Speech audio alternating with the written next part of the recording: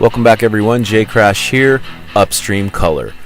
This film just knocked me off my feet, and I'm so glad I had a chance to see it before I put all my besties together. I was getting close, I was getting my lists together, and then along came this film.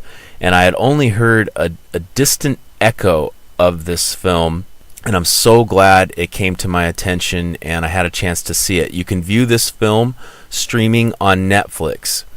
It's a film by Shane Curruth, who also did Primer, and that was about 7 years ago, and he's been silent.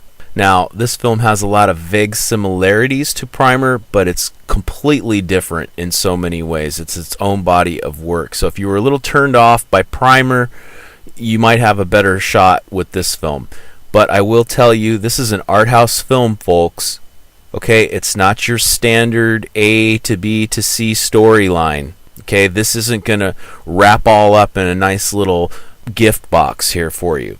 All right, this is a film that makes you think, and it makes you feel. And it does it with visuals. It does it with the beautiful cinematography. This film is so well shot.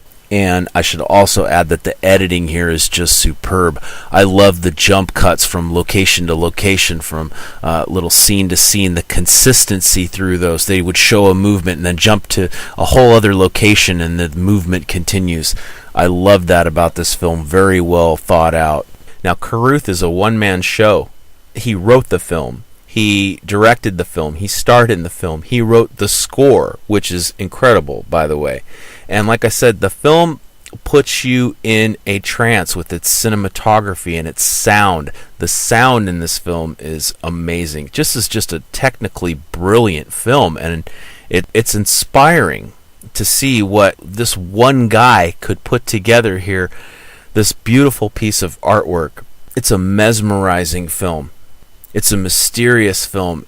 I could tell you the plot of this film. It centers around, two people who supposedly are abducted. I could get into the whole, underlying themes and meanings of this film, but it would take a complete analysis. This is the type of film that demands a second viewing. And it's funny, when I was watching it, I thought to myself, God, this is kind of like Tree of Life meets Eraserhead. It's kind of the one way I could describe it. So if you're a fan of that art house approach, surreal films that are more about the subconscious and the experience of the entire film, you're going to want to see this film. If you didn't like Tree of Life, or you didn't like Eraserhead, you're not a fan of art house kind of stuff, you'll probably hate this and you'll turn it off in 5 minutes. But this is one of the best films of the year. I'm so glad I found it. It's Upstream Color. You gotta check this film out, folks. Take care, everybody. It's Jcrash. Till next time. Pretty pictures and